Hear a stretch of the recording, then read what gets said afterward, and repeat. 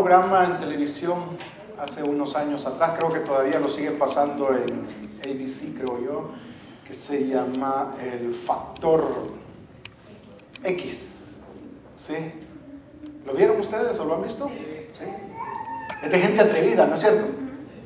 Que lo hacen comer gusanos, lo hacen comer cucarachas, lo hacen que uno se meta en lugares donde las arañas se les suben y que pueda resistir un cierto tiempo. Gente atrevida, de que mete la mano sin saber qué es lo que está ahí adentro y tocan para descubrir qué es lo que está allí y no saben con qué se van a encontrar. Gente atrevida. En este mundo tenemos gente de ese tipo, ¿no es cierto? Gente que se atreve a cualquier cosa, no importa, con que le den un poquito de dinero, hago lo que hago. Pero hay gente que, por más que queramos atrevernos, con solo ver un ratoncito ya están encima de la mesa, saltando y gritando, llamando a los bomberos, a la Fuerza Armada y a todo el mundo para que vengan a rescatarlos. ¿Sí? Están los dos tipos. El cristiano no tiene que ser ni de uno ni del otro, pero sí debe de ser atrevido a poner en alto el nombre de Dios. Quizás los animalitos le den miedo, quizás las circunstancias que viven le den miedo, pero debe de ser atrevido en levantar el nombre de Dios en alto. Yo creo que para eso es que el Señor nos tiene aquí, hermanos, para ser personas que nos atrevemos a exaltar el nombre de Dios en un mundo donde la gente no quiere eso. La gente quiere que le hablen de cómo prosperar económicamente, de cómo salir adelante de las deudas, de cómo uno puede ser agradable con todos, famoso, cómo puede uno alcanzar la fama, el poder. Y a las muchachas. Sí, hay gente que eso es lo que anda buscando realmente, ser famoso para poder tener personas a su alrededor. Y realmente no desea el Señor que seamos de ese tipo de personas, pero sí atrevidos para Dios, atrevidos para hacer cosas para Dios. Eso es lo que me gusta mucho de Pedro, por lo menos. Un personaje que se confundió creyendo que el Señor se agradaba de su fuerza, de su atrevimiento, de darse duro con cualquiera, porque él había sido un celote, un guerrillero, un revolucionario en su época, y había andado combatiendo, y él se atrevía a enfrentar a cualquiera y creía que eso era lo que Dios buscaba en él. Pero me llama mucho la atención porque este hombre tan fuerte, tan atrevido, tan salido, fue un hombre moldeado por el Señor, que el Señor le hizo no solamente atrevido con el mundo, sino atrevido para Dios, haciendo cosas que otros se intimidaban. Hechos capítulo 2 nos narra de ese momento en que Pedro está metido entre los 120 que están experimentando algo sobrenatural, algo que la gente está ahí criticando y señalando, diciendo: esos están borrachos, esos no se privan de hacer el escándalo tan temprano en la mañana. Y todos intimidados al escuchar aquello, fue uno solamente el que se levantó, tomó la palabra y comenzó a hablar. Un atrevido por el Señor fue el apóstol Pedro. Comenzar a hablar, a explicar, a exponer la palabra de Dios. Mire, hay gente que es muy atrevida en este mundo, que se da, digo yo, duro con cualquiera, que es un gallito de pelea, que hasta allá anda el pecho de fuera. A mí, yo así lo andaba, pero se me bajó a la barriga. Gente que anda listo para cualquiera, ¿sí? Le pasan por enfrente en el tráfico y es alguien que sale gritándole a cualquiera ahí, ¿sí? Pero a la hora de ser atrevidos para el Señor, le tienen miedo. Cuando el Señor le dice: háblale de Cristo a ese que va contigo, y la gente no se atreve. Ay, Señor, pero ¿y qué me va a responder? ¿Y qué me va a decir?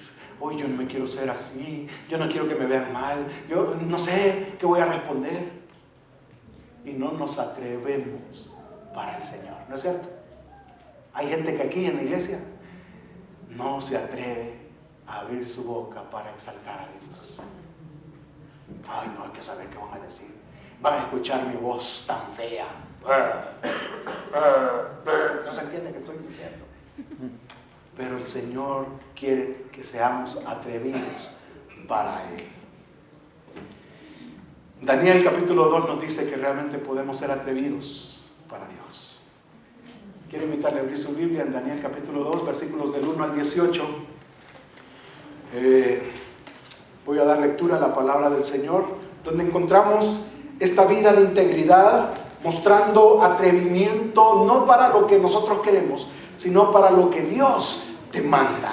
Daniel capítulo 2, versículos del 1 al 18 dicen de la siguiente manera: en el segundo año del reinado de Nabucodonosor, tuvo Nabucodonosor el rey sueños, y se perturbó su espíritu y se le fue el sueño. Hizo llamar el rey a magos, astrólogos, encantadores y caldeos para que le explicasen sus sueños. Vinieron pues y se presentaron delante del rey estos sabios.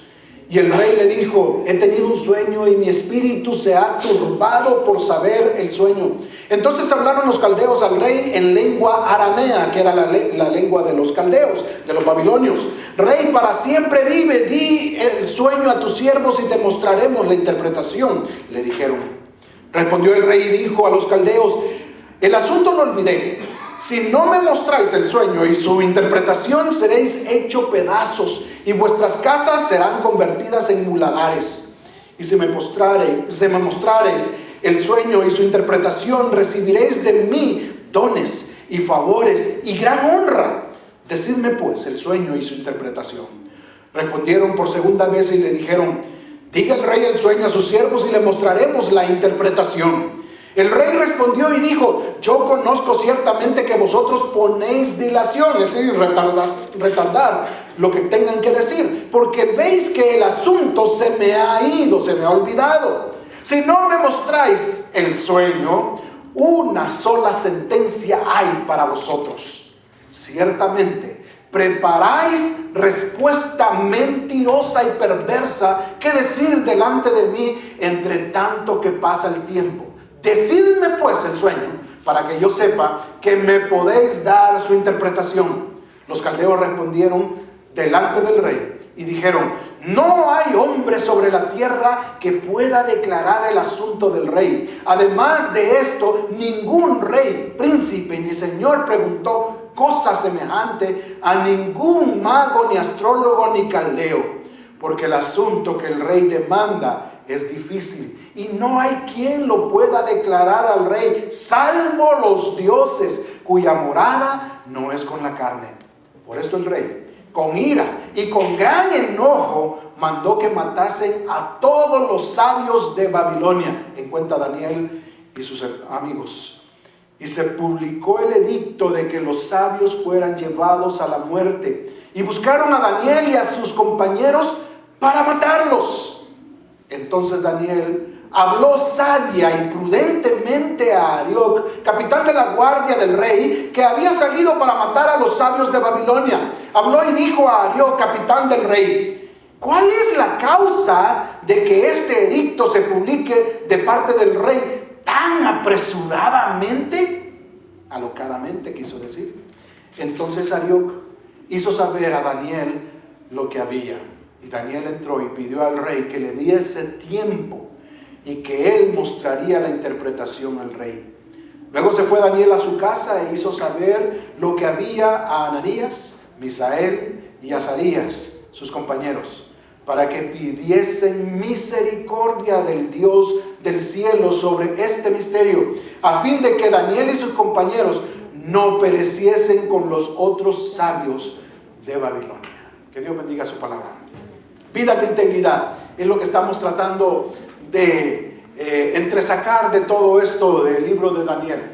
El libro de Daniel, yo sé que es un libro profético, es un libro que tiene mucha escatología, es decir, doctrina de los últimos tiempos que todavía no se han cumplido. Y mi interés en estas prédicas no es indagar mucho sobre la profecía escatológica, sino más bien en modelar vidas íntegras, espiritualmente hablando, ante este mundo. Lo que Dios nos ha llamado a hacer a nosotros en este tiempo también, como Daniel lo estuvo y sus compañeros en ese tiempo en que les tocó vivir en la cautividad, siendo desterrados de su lugar de origen y llevados cautivos hacia Babilonia. La potencia mundial en ese tiempo, el lugar de las oportunidades, un lugar donde todo se podía hacer y nada era impedido para ellos, pero que estuvieron dispuestos a mantener en alto sus valores, sus principios espirituales, que les permitió ser de influencia y de bendición para todo el mundo en ese tiempo. Este capítulo trata, como vimos ya, de un sueño que tuvo Nabucodonosor. Un sueño que, como algunos de ustedes tienen ahorita, no. Un sueño que le permitió visualizar acontecimientos que él ni siquiera se imaginaba y que todavía no han pasado en este tiempo, algunos de ellos. Pero que el Señor le dio esa gran oportunidad, no siendo un israelita, no siendo un hijo de Dios, no siendo parte de la bendición. El Señor permite a este hombre, un rey de los paganos, de los gentiles, observar los planes de Dios para revelarse a todo el mundo. Y es ahí donde el Señor permite que hayan personas de influencia espiritual, gente de calidad de vida espiritual, que den la cara y permitan que Dios obre en medio de un mundo de tinieblas, en medio de un mundo que necesita dirección, que necesita saber el camino para llegar a concluir los planes de Dios. Así que por eso es que digo yo que en situaciones extremas el creyente necesita o debe ser atrevido, ¿sí? Atrevernos a vivir como Dios quiere, atrevernos a ponernos al frente para decir: el Señor puede obrar a través de mí, el Señor quiere obrar a través de mí, dejaré que Él actúe en mi vida para bendición de los demás. Situaciones extremas. Versículo 1, si usted va conmigo nuevamente a ese versículo, se encuentra allí que Nabucodonosor tuvo sueños. Y tuvo Nabucodonosor sueños, dice, y se perturbó su espíritu y se le fue el sueño. Esta palabra perturbó tiene que ver con el significado de golpear con un martillo sobre el yunque. ¿Sabe qué es el yunque, verdad? Es ahí donde se moldea el hierro bruñido, el que está en el fuego, ¿sí? Se pone ahí y se comienza a darle forma. Y suena a metal, porque es el metal el que está siendo formado allí. Y de esa forma que se golpea fuertemente el hierro, es como se indica que fue golpeado el corazón, el espíritu de Nabucodonosor. Fue golpeado tan fuertemente con esa pesadilla, con ese sueño tan fuerte, que se despertó perturbado. Se despertó con ese corazón que se le salía del pecho, que estaba ahí. ¿Se ha despertado usted alguna vez así? Sí. Qué difícil es, ¿verdad? Y uno se despierta a veces hasta gritando, sí, o a veces hasta gruñendo. Mi esposa me dijo un día de esto de que yo estaba gruñendo. Le digo yo, sí, es que estaba así con ella. No. Tenía una pesadilla fea. Y yo se la conté, no se la voy a contar a ustedes. Pero me recuerdo que sí estaba soñando feo. Y uno se despierta y que ya no logra conciliar el sueño nuevamente. Está pensando, ¿y si esto hubiera sido realidad? ¿Qué hubiera pasado? Hasta como cansado se siente uno, ¿no es cierto? Sudando. Nabucodonosor tuvo sueño y se le perturbó el espíritu, se le quitó el sueño, no podía dormir. También dice la palabra del Señor de que él se le olvidó lo que había soñado. Eso que le había perturbado tanto se le había ido. Y la demanda que él hizo fue: traigan a todos los sabios de la nación para que vengan y me digan qué fue lo que soñé y qué significa este sueño. ¿A quiénes llamó Nabucodonosor? Hay como 4 o 5 personajes ahí, ¿sí? Astrólogos, dice, versículo 2, ¿sí? A los magos, a los encantadores y a los caldeos, 4 tipos que estos 4 tipos de personas son denominados como los sabios de Babilonia, ¿sí? Los sabios de Babilonia, que son los que se encargaban de hacer todo este trabajo de interpretación sobrenatural. Y lo hacían de diferentes formas, y por eso es que se llaman a todos ellos. Los astrólogos no son astrónomos como ahora, son de esos que se encargan de ver los astros y decir, tú eres Piscis. Y como ahora la luna está en el cuarto menguante y no sé qué, que no sé cuánto, y comienzan a decir un montón de cosas, locuras. Y entonces tú ahora andas tan vulnerable. No te juntes con cualquiera, porque te pueden influenciar, ¿sí? Dicho sea de paso, mi horóscopo hoy decía que ese tipo de personas sabios en este tiempo eran los encargados de ver hacia los astros e interpretar las cosas de acuerdo a los astros. Los magos, de acuerdo a la brujería que hacían, y podían interpretar cosas para el rey, ¿sí? Y cada uno de ellos tenía su área de trabajo, pero su función era traer al rey la información correcta para hacer las cosas. Cosa que en Israel no existía, hermanos. En Israel simplemente era el profeta de Dios quien se consultaba, porque él hablaba directamente con Dios. Y Dios le revelaba al profeta lo que tenía que hacer. Y él decía al rey, rey, no te metas en eso, no hagas esto, la bendición de Dios no está en ti. O le decía, rey, tú puedes ir a combate y pelea porque el Señor te ha dado la victoria. Pero era solamente el profeta, el portavoz de Dios para el pueblo, ¿sí? Aquí eran diferentes. Entre ellos estaba Daniel y sus amigos. Y este sueño golpeó tan fuertemente a Nabucodonosor que se hizo que se le olvidara, desapareciera ese sueño. Pero le inquietaba, él sabía que había algo de Dios allí. Así que mandó a llamarles para pedirles que se lo interpretaran.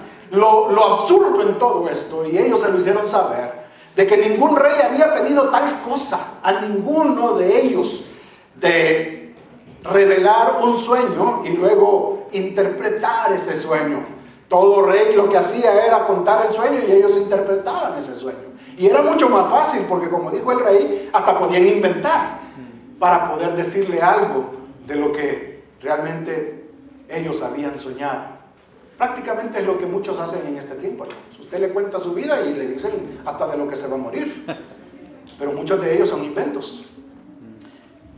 Esto inquietó al rey y le dijo, o me dicen el sueño y su interpretación, o son desmembrados. Esa era la forma de matar a las personas en ese tiempo.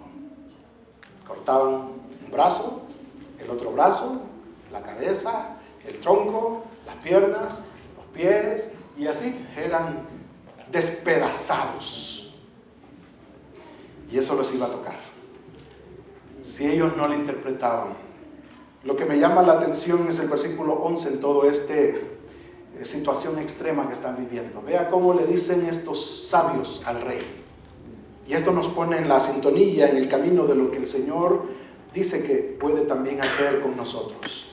Dice el 11, porque el asunto que el rey demanda es difícil y no hay quien lo pueda declarar al rey. Y oiga bien esto, salvo, ¿quiénes? Salvo los dioses cuya morada no es con la carne. Y es ahí donde el Señor tiene la oportunidad de actuar. El Señor, nuestro Dios, es el Dios de lo imposible, hermanos. Lo imposible para los hombres es posible para Dios, así dijo el Señor Jesús, ¿sí? Lo imposible para los hombres es posible para Dios. ¿Cree usted eso? Amén.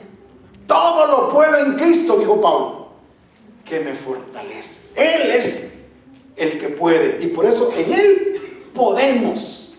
Y esto, yo creo, abre la oportunidad para que comience a visualizarse lo imposible en Nabucodonosor y en su reino, y dar oportunidad para que aquellos que están en la sintonía de Dios, aquellos que quieren ser instrumentos en las manos de Dios, comiencen a atreverse. Comiencen a poner sus pies firmes y decir: es aquí donde el Señor quiere que nos levantemos. Es aquí donde el Señor quiere que actuemos. Es en esta circunstancia donde el Señor quiere glorificarse a través de su pueblo.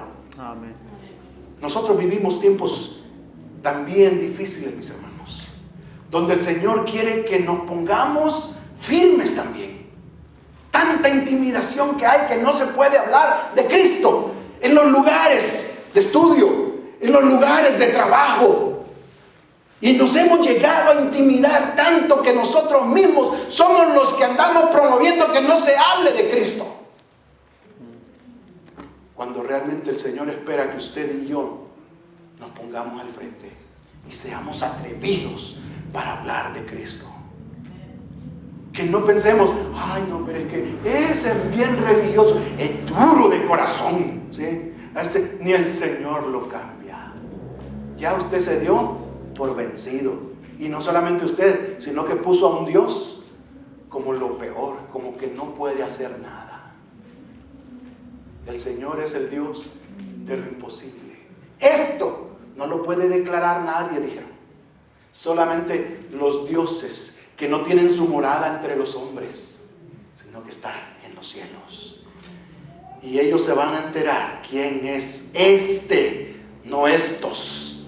Es este el que puede, el que todo lo puede hacer. El Señor podría haber enviado ángeles. El Señor podía haber hecho hablar las piedras, como dice también la palabra del Señor. El Señor podía haber hecho infinidad de cosas para mostrar que Él es el único que puede. Pero Él nos tiene a nosotros, mis hermanos. Él tenía a Daniel y a sus amigos para ponerse al frente y mostrarse atrevido para el Señor. Pero eso demanda cercanía con Dios. Eso demanda estar en sintonía con el Señor. Mira, algunos tenemos cierta sintonía con distorsión. El radio tiene bandas, ¿sí? La banda FM, la AM y diferentes estaciones ubicadas en las bandas. Y cuando usted le da a la perilla para mover de una estación a otra, a veces cae entre medio de la señal, ¿no es cierto? Y se oye... Y usted dice: no le entiendo, ¿sí? Porque no está bien sintonizado. Necesita usted ponerlo exactamente en la posición para que esté en sintonía de el radio, la antena y la señal que viene. Y con eso estoy diciendo lo que usted necesita hacer con Dios. Dios no puede obrar si usted está distorsionando, ¿sí? Usted está mal ubicado. Usted no está haciendo lo que el Señor demanda. Usted no está en sintonía. Está viviendo su vida como usted quiere, sin considerar lo que el Señor está demandando de cada uno de nosotros. Y quizás la gente pueda escuchar esa distorsión. Llegamos a Marte, ¿sí? Y la gente puede decir: ¿y eso qué lenguaje es? ¿Qué idioma es? Porque no entiende cómo es realmente Dios, porque no lo puede ver en nosotros. Usted necesita ponerse en la sintonía de Dios. Que Dios pueda realmente vivir a través de usted, para que usted pueda comenzar a irradiar el poder de Dios, la bendición de Dios, el poder influenciar en este mundo que el Señor nos tiene para exaltar su nombre para Él. Mis hermanos, Daniel era uno de estos hombres que está en este momento involucrado, pero fuera del grupo. Está involucrado porque es parte de los sabios, pero no está en el momento, porque no era de los que estaban al frente. Era de los primeros que habían sido escogidos para reclutarse, para instruirse en este trabajo en el palacio. Todavía no tenía un nombre, todavía no tenía una función específica, todavía no había desarrollado ese trabajo que se le había llamado a hacer, pero era parte del grupo de los sabios. Así que aquel se encontraba ya en su casa, mientras aquellos que sí estaban de influencia, que eran los poderosos en esta área, se enfrentaban ante el rey. Y por culpa de ellos, Daniel y sus amigos iban a tener que morir. Por eso yo digo que en situaciones extremas, el recurso más poderoso es actuar con tacto y también en oración. Tacto, ¿sí? No es esto. Tacto es amabilidad. Tacto es realmente ser uno cortés. Vea lo que dice versículos 14 y 15. Entonces Daniel habló sabia y prudentemente a Arioc, capitán de la guardia del rey, que había salido para matar a los sabios de Babilonia. Habló y dijo a Arioc, capitán del rey: ¿cuál es la causa de este edicto, que este edicto se publique de parte del rey tan apresuradamente? Entonces Arioc hizo saber a Daniel lo que había. Prudentemente, con tacto, con diplomacia, con respeto, con amabilidad, considerando la posición en la que se encontraba. El versículo 14 es muy expresivo en decir que lo hizo sabia y prudentemente. Sabiduría tiene que ver con el conocer lo bueno y lo malo y aplicarlo. Él sabía que estaba en una posición de vida o muerte, una posición de rango alto a alguien que estaba apenas iniciándose. Él sabía eso, era sabio al ponerse a la disposición de la persona, pero al mismo tiempo fue prudente en el sentido de saber refrenar sus emociones, sus sentimientos. Cualquiera en esa situación lo que hubiera podido hacer es alegar y comenzar a blasfemar, a decir ofensas contra el rey y contra el que lo llegaba a matar. Porque algunos tienen el pensamiento atrevido de decir: sí, vienen por mí, pero yo me voy a llevar unos cuantos conmigo primero. ¿No es cierto? Sí, que se venga a ver quién puede. ¿Me vienen a traer? Ok, ¿quién me va a llevar? ¿Sí? Y más de alguno me lo llevo yo primero. Y hablando así. Pero si usted habla así, hay muchas más probabilidades que se lleve a otros. ¿Sí? Y hay gente atrevida que así piensa, hermanos. Sí, no, ¿cómo me van a llevar a esto? ¿Cómo a mí me van a hacer esto? No. Yo tengo mis derechos. ¿Sí? Pero necesitamos actuar prudentemente. Prudentemente. ¿Sí? Vivimos en un momento, hermanos, donde los hispanos debemos de ser prudentes. Yo sé que nuestro presidente no está actuando bien. Está siendo injusto y aún está actuando alocadamente quizá.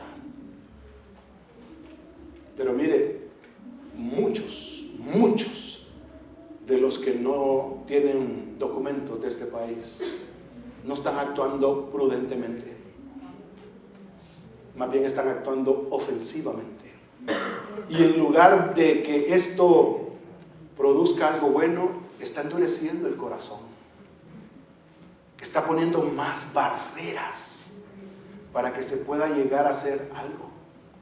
Y mire, si esto es verdad para cualquier persona, que si nosotros actuamos prudentemente, las defensas bajan, mucho más demandante es para aquellos que conocemos a Cristo y que le tenemos como nuestro único y suficiente Salvador. Somos llamados a actuar con prudencia. El proverbista dice: mira, no te apoyes en tu propia prudencia, reconócelo en todos tus caminos. ¿Y qué? ¿Tus palabras? ¿Tu accionar? ¿Tu defensa? Él enderezará tus veredas, tus senderos.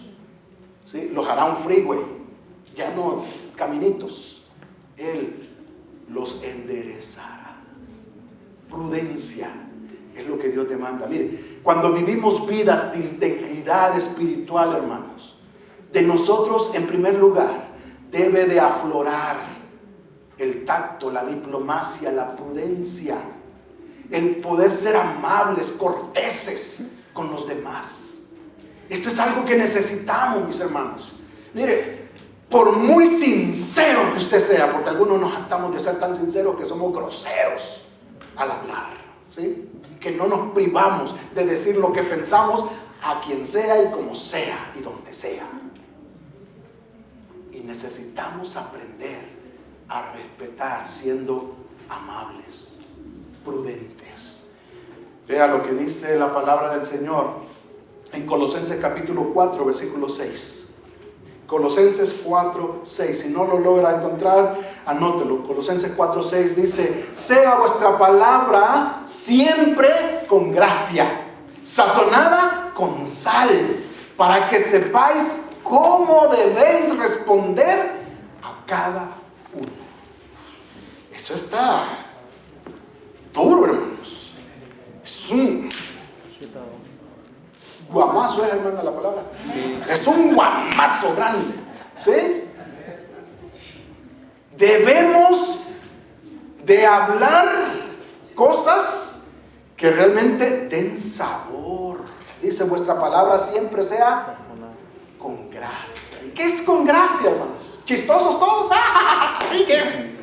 No está hablando de chistes, ¿sí? Está hablando de caer bien, caer en gracia, ¿sí? Que usted solamente con su presencia misma, las personas digan: qué bonito se siente estar ahí en ese ambiente, ¿sí? Porque usted se expresa de tal forma que no ofende a nadie y todo el mundo se siente atraído hacia usted. No por la belleza, sino por el ambiente que usted genera a través de lo que habla, se expresa con gracia siempre, dice. Pero luego, ¿sazonado con qué? Dicen de que la sal es buena cuando se está cocinando. Porque después de que ya se ha cocinado y usted le echa sal, esa es mala, dicen, ¿sí? Le eleva la presión, le hace retener líquidos. Si usted es de esos que está con el salero en la mesa echándole, va a padecer de retención de líquidos, de los riñones. No ande echándole mucho. Y no cocine con mucha sal, hermano, ¿sí? Pero cada vez que usted vaya a hablar, tenga en mente de echarle sal. Y a veces hasta necesitamos condimento, ¿sí? Algo de pollo, de res, de mariscos.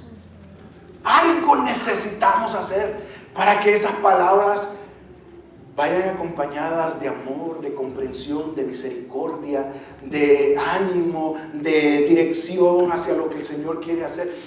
Es necesario, hermanos, para nosotros ser prudentes, ser amables, ser corteses.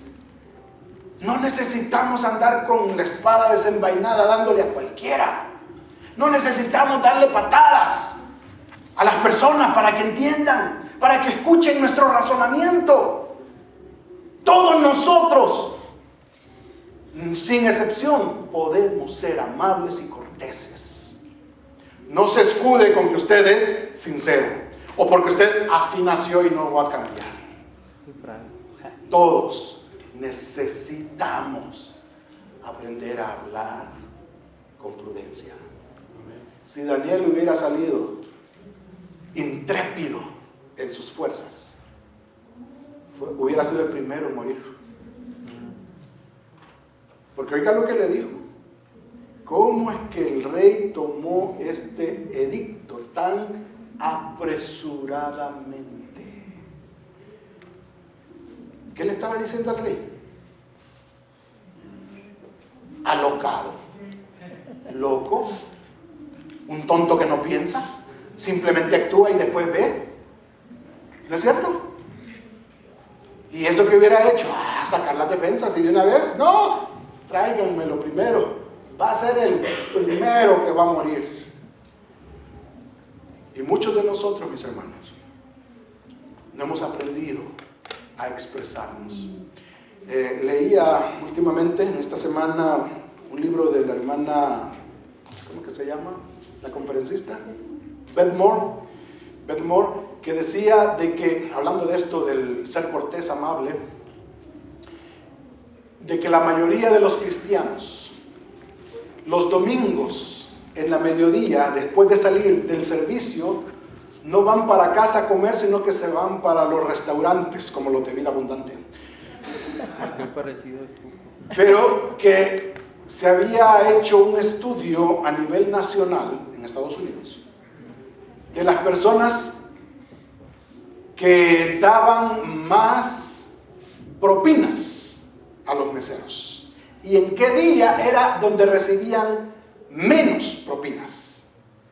Y ese estudio había revelado que era el domingo en la mediodía cuando los cristianos van a comer, y que los menos agradecidos con la forma en que se les sirve son los cristianos. Son los que demandan más y pagan menos.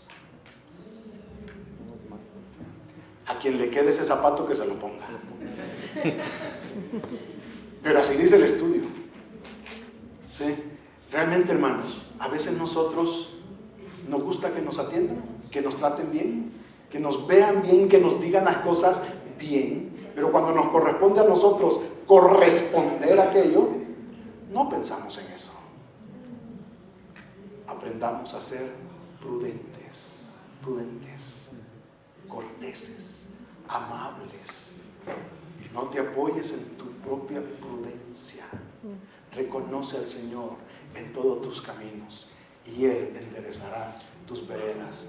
Nuestra palabra debe de ser sazonada con sal para que sepáis, dice la palabra del Señor, cómo debéis responder a cada uno. Hay que hacer como el Señor espera que hagamos. Esto atrae, esto bendice, esto edifica, esto hace que el Señor sea glorificado. Daniel sabía esto en medio de una cultura diferente a la que él había sido formado. Y estaba ahí tratando no de salir adelante él, estaba tratando de levantar en alto el nombre de Dios. Y esto le hacía refrenar su lengua, esto le hacía pensar mejor lo que tenía que decir, esto le hacía actuar de una forma diferente, porque no era él, era el Rey de Reyes a quien debía de proclamar. Algunos de nosotros demandamos más nuestros derechos que nuestras responsabilidades. Creemos que si nos hacen algo a nosotros, me la tienen que pagar, no importa cómo se vea la obra del Señor o mi Dios mismo en esa reacción mía. Daniel tenía todo lo contrario, una perspectiva totalmente diferente.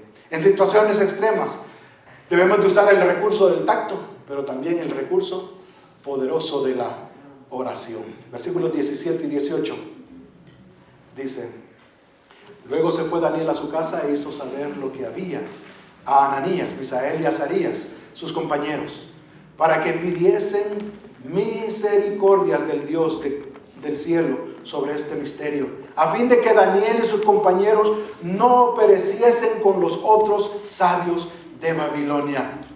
La palabra aquí aramea para pedir misericordia significa rogar, significa orar por, significa buscar incansablemente. Y en este contexto, Daniel con sus amigos tenían que hacerlo con urgencia.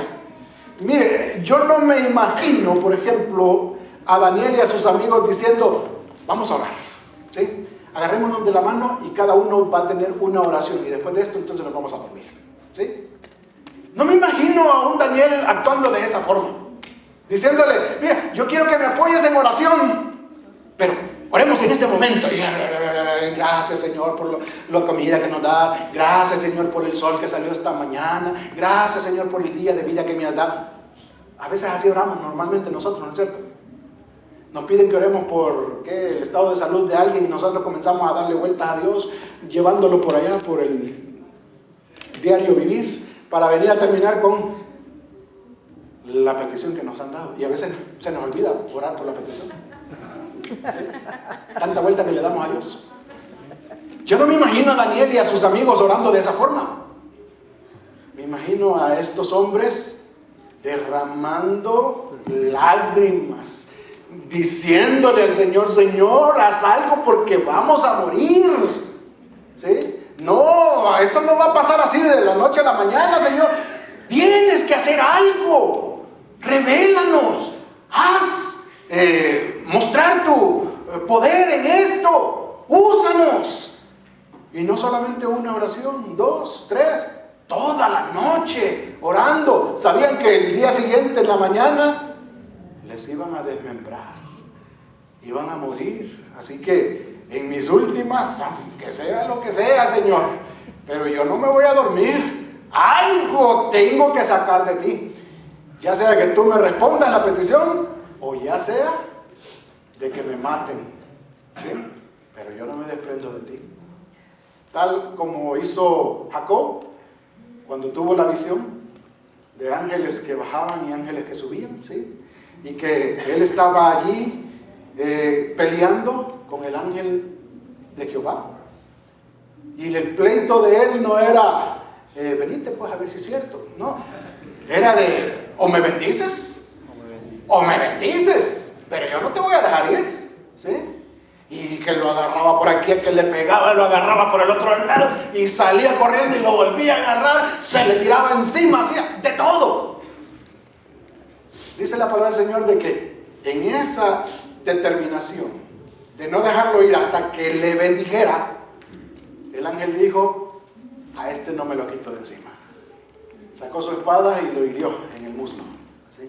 Y lo dejó cojo, ¿sí? Pero el Señor lo bendijo. Oración insistente, ¿sí? De estar allí, martillando constantemente. Pero no solamente veo eso, hermanos. Veo también aquí a un Daniel que no se quedó solo, buscó ayuda. Corrió, dice, a su casa, buscó a sus compañeros de oración, ¿sí? A decirles, esta es la situación, ayúdenme a orar. Unámonos en oración, hagamos cadena de oración, presentémonos delante de Dios. Y yo digo, hermano, ¿tiene usted a alguien en quien pueda confiar de esta forma? A quien usted pueda ir corriendo y decirle, hermano, necesito que ores por mí. Y esa persona se identifique con su dolor, con su preocupación, que esté con usted en esos momentos, que siga adelante con usted en esas circunstancias y que esté viviendo las mismas cosas suyas delante del Señor. Porque es importante, hermanos, desarrollar compañeros de oración. Algunos somos como el llanero solitario, ¿sí? Andamos peleando las batallas solos. Y sí podemos, porque con Dios somos mayoría. Pero qué bendiciones cuando contamos con alguien más. Qué bendiciones contar con personas que uno expresa con confianza lo que uno está viviendo, lo que uno está pasando, y que sabe uno que en lugar de criticarlo, de señalarlo, de juzgarlo, estarán ahí con uno pidiéndole a Dios en oración. Importante, hermano. Si usted no tiene compañeros de oración, busque compañeros de oración. Eso es de bendición. Cordel de 2 o 3 hilos no se rompe fácilmente y se ayudan mutuamente. Es importante que mantengamos unión con los demás en oración. Es el recurso poderoso que tenemos. Y oiga bien esto, hemos cantado hoy, y con esto termino. Hemos cantado hoy, a tus pies es donde yo quiero estar, ¿sí? Es el mejor lugar, el lugar de intimidad, ¿sí? Y no me voy a levantar, no me voy a mover. Ahí quiero yo permanecer, porque es el lugar más alto, más grande. Estar a tus pies. ¿No es cierto? Y qué bonito lo cantamos, mis hermanos. Pero qué falsos nos oímos a veces. Porque aunque lo decimos bonito, no estamos allí en el lugar de intimidad. No estamos buscando a Dios con este recurso tan importante y poderoso que el Señor nos ha dejado, la oración. El pueblo cristiano, el 96% del pueblo cristiano, en cuenta pastores, maestros, misioneros, miembros de iglesia, ancianos, 96% no tiene tiempo para orar en el día. 96%, hermanos. Eso es alarmante. Porque usted está dependiendo de sus fuerzas, no de las fuerzas de Dios. necesitamos tiempo de oración. Es el recurso poderoso que Dios nos da. Las batallas no se libran en tus propias fuerzas. El salmista dijo, no con caballos, no con carretas, sino con el poder del Espíritu Santo. Y esto únicamente se consigue cuando usted dobla rodillas delante de Dios y derrama su espíritu delante de Él, clamándole a Él, pidiendo que Él se manifieste en su vida. Tengo ya un mes de estar insistiendo delante de Dios de esta forma en el tiempo de oración. Estoy aquí, Señor, y te agradezco por estar aquí, porque realmente yo no quiero hacerlo, no. Mi carne me dice, no, hay mucho que hacer, hay otras cosas importantes por hacer. Y si no hay cosas importantes, pues yo me invento otras que me gustan. ¿Sí? Pero yo le digo, Señor, gracias porque estoy aquí. Estoy aquí porque sé que te necesito. Estoy aquí porque sé que sin ti yo no puedo hacer nada. Estoy aquí porque entiendo de que solamente contigo puedo hacer cosas que tú me has puesto a hacer en este mundo. Pero le digo también, Señor, yo no quiero estar aquí solamente por la necesidad de ti. Quiero estar aquí porque siento placer de estar contigo. Porque me gozo disfrutando este tiempo contigo. Y todavía sigo diciéndoselo. Porque realmente necesito desarrollar esa actitud de sentirme bien, de sentirme feliz de estar ahí con el Señor. Que todavía no lo siento, y soy sincero con ustedes, todavía no lo siento. Le digo al Señor, Señor, ayúdame a sentirme feliz de estar aquí reunido contigo, hablando contigo, expresándote lo que siento, lo que estoy padeciendo, lo que necesito que tú me ayudes, que yo disfrute este tiempo. Pero normalmente lo que estoy pensando es, yo tengo que terminar ya, tengo que dejar de hacerlo, porque hay otras cosas que quiero hacer. No sé cuál sea su situación en cuanto a ese recurso poderoso que el Señor nos ha dejado. Pero para tener vida espiritual de integridad, usted necesita doblar rodillas, dedicar tiempo a Dios en oración, mi hermano. Usted puede venir a la iglesia, usted puede tener ministerios, usted puede saber la Biblia completa, usted puede interpretar muchos pasajes, usted puede hacer grandes cosas. Pero si usted no está delante de Dios de rodillas, clamando al Señor diariamente, constantemente, no habrá impacto que usted pueda hacer en este mundo. Es el Señor el único que puede hacer esto. ¿Se recuerdan el versículo 11? Esta es cosa que solamente los dioses que no habitan entre nosotros lo puede hacer. Es Él, no nosotros. Usted está bien capacitado. Usted sabe hacer muchas cosas. Pero sin el poder de Dios, eso no vale nada. Dios quiere que desarrollemos vidas de integridad espiritual. Dios se consigue de la mano de Dios. Gente atrevida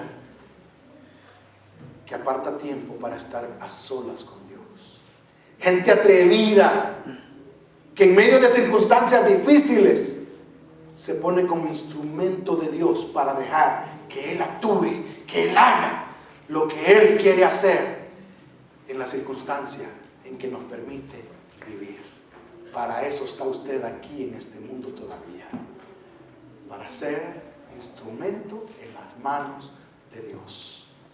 No permita que Satanás nos gane la batalla intimidándonos, escondiéndonos, poniéndonos a lo más lejos, porque el Señor nos ha puesto aquí para ser embajadores en nombre de Cristo, representantes del reino de Dios en este mundo.